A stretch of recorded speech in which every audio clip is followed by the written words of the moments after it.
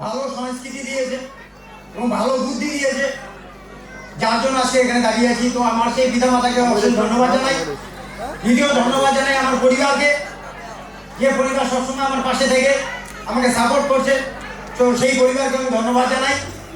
আর last ধন্যবাদ জানাবো আমি যাকে আমার লাইফ কোচ মনে করি, আমার great mentor mister Iqbal Hossain মাহবুবের জন্য জোরদার একটা দাঁড়িয়ে আছে, যিনি সবসময় আমাদেরকে গাইড করে।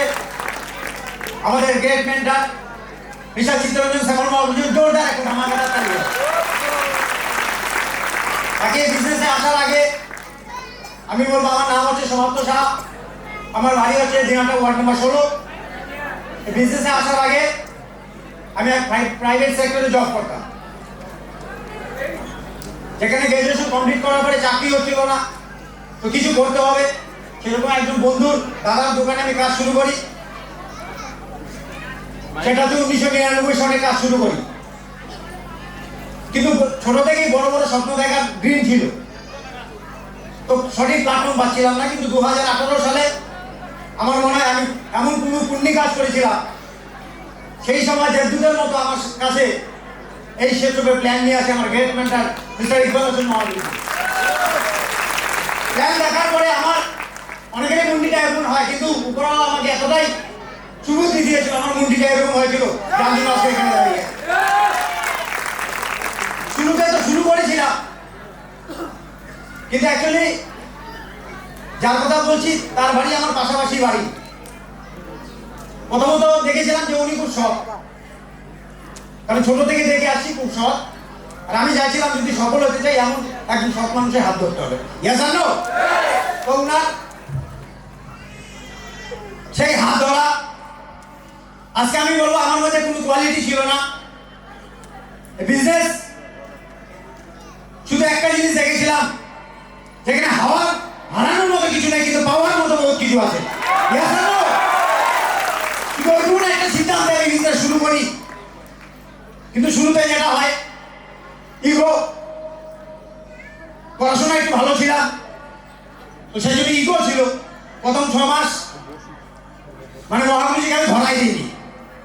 কিন্তু একটা কথা বলা আছে যে যাকে সাকসেস করবে সে যদি তার সঙ্গে থাকে, তো আমরা কখনো পালিয়ে পার পাবো না। তো সেরকমই এক সকালে গুরুজি আমার বাড়িতে এসে পৌঁছায়, খুব সকালে। তো ওই সময় গুরুজি আমার হাতে একটা চেক দেয়, কারণ ডাইরেক্ট রেফারেন্সের জন্য তখন আমাদের ডাইরেক্ট রেফারেন্সের জন্য একটা ইনকাম আসে। তো সেই চেকটা আমার এখনো মনে আছে, 210 টাকা। হ্যালো, ওই চেকটা দিয়ে ওই গুরুজি আমাকে কিছুই বলেনি, শুধু একটা কথা বলেছিল যে এখানে যে অ্যামাউন্টটা আছে ওটা দিয়ে আমার যে 2 বোন আছে, অর্থাৎ আমার যে মেয়ে 2টো আছে তাদেরকে মিশিয়ে এনে খাওয়ায়। এই কথা বলে গুরুজি বাড়ি থেকে বেরিয়ে যায়। তো তখন আমি ওই বিছানায় বসে শুয়ে শুয়ে ভাবছিলাম, যে কোম্পানি 210 টাকার চেক আমার নামে ইস্যু করে বাই কোরিয়ারে আমার অ্যাড্রেসে পাঠাতে পারে, একবার যদি সারা বিশ্বাস করি তো এখানে কি হতে পারে। আর তখন থেকে সিদ্ধান্ত নেই, গুরুজিকে ফোন করি সঙ্গে সঙ্গে যে গুরুজি বলেন কি করতে হবে, যা করবেন আমি তাই যা বলবেন আমি তাই করবো। আর সেই দিন থেকে পুরো একটা মিশন বানিয়ে কাজ শুরু করি। এবং 2020 সালে লকডাউন চলে আসে। ওই সময় করছিলাম, পার্ট-টাইমে করছিলাম, কিন্তু 2021 সালে আমি ফুল টাইম হয়েছি বিজনেসের মাঝে। যখন ফুল টাইমে কারো কাছে শুনি, নিজের সিদ্ধান্তে ফুল টাইম হয়েছি। কারণ আমি বুঝেছিলাম যে বিজনেস যদি দমদারিতে করতে হয় তাহলে ফুল টাইম হতে হবে। তো 2021 সালে আমি ফুল টাইম হয়ে যাই, কিন্তু 6 মাস পরে আমাদের এক প্রোগ্রাম সেমিনার অ্যাটেন্ড করে ফেরার পথে আমাদের কারটার অ্যাক্সিডেন্ট হয়। হ্যালো, সেই অ্যাক্সিডেন্টের সময় কেউ আমার পাশে ছিল না, কিন্তু একজন মানুষ আমার সঙ্গে ছিল। তিনি আর কেউ নন, আমার great mentor mister Iqbal Hossain Mahbub. আর ছিল পুরো টিম আমার সঙ্গে, যে টিমের দৌলতে আজকে আমি এখানে দাঁড়িয়ে আছি। আজকে অনেকে বলে স্যার আপনি তো handicap. Wait and watch, handicap কি করতে পারে সেটা আমি দেখিয়ে দেবো। যারা বিশ্বাস করে না, হাত ধরেছেন, 100% আমার হাতটা ছাড়বেন না। 100% আমি যেখানে যেখানে নিয়ে যাবো, যেখানে যাবো আপনাদেরকে সেখানে নিয়ে যাবো, এটা আমি কমিটমেন্ট করছি। Yes or no? এখানে আসার পর মহামন্ত্রী কমিটমেন্ট করছিল, বলছিল তাই না ডায়মন্ডশিপ কবে হবে, তো মহামন্ত্রী আজকে আমি কমিটমেন্ট করছি মহামন্ত্রী 2024-এ 29 ডিসেম্বর আমার ডায়মন্ডশিপ কমপ্লিট হবে, এটা আমার কমিটমেন্ট মহামন্ত্রী।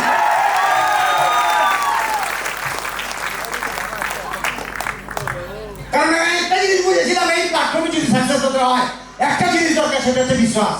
হ্যালো,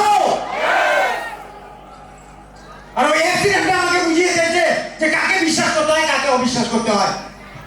ওই সময় আমার সবচেয়ে কাছের লোকগুলো আমার সঙ্গে ছিল না। Yes or no? যে ছেলেটা কোনোদিন লাখ টাকার স্বপ্ন দেখেনি, হ্যালো 22 বছর ওখানে চাকরি করেছি, দুঃখ লাগে ওই 22 বছর ওনাকে তো কর্মপতি বানিয়ে দিয়েছি, কিন্তু যখন অ্যাক্সিডেন্ট হয়েছে না, আজ পর্যন্ত একটা দিন আমাকে দেখার জন্য আসেনি। Yes or no? লোকে বলে চাকরি, অবশ্যই চাকরি হলো, কিন্তু চাকরি হচ্ছে আপনার জরুরত মিটাবে, জরুরত মিটাবে। হ্যালো, আর শেষ সব হচ্ছে চাহাত মিটাবে, আর ওটা তুমি শেষ করবে। Yes or no? আজকে আমার পরিবারে আজ পর্যন্ত কোনো মেম্বার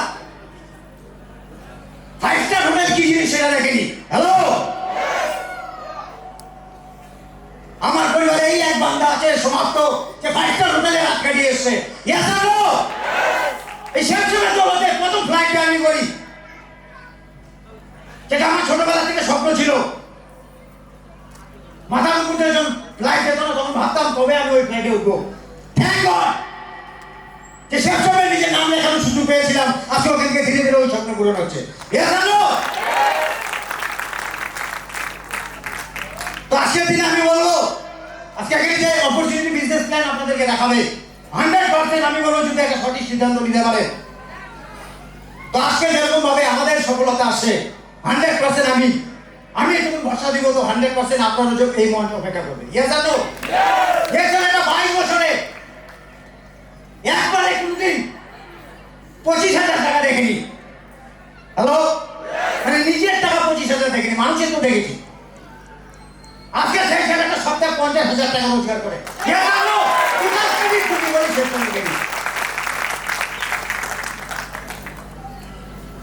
তো 100% আমি বলবো, বেশি কিছু বলবো না, এখানে আরো অনেক লিডাররা আছে, তারা তাদের মুখ থেকে অনেক কথা শুনবো। তো 100% আমার মতো একটা হ্যান্ডিক্যাপ ছেলে যদি আজকে এই জায়গায় দাঁড়িয়ে থাকতে পারে, তো 100% আমি বলবো সবাই তো সুস্থ আছে। Yes or no? সবাই তো ভালো আছে। Yes or no? তো আমি যদি করতে পারি 100% আপনারাও করতে পারবেন। ওকে, এইটুকুন বলে আমি আমার বক্তব্য এখানে শেষ করছি। জয় হিন্দ। Thank you.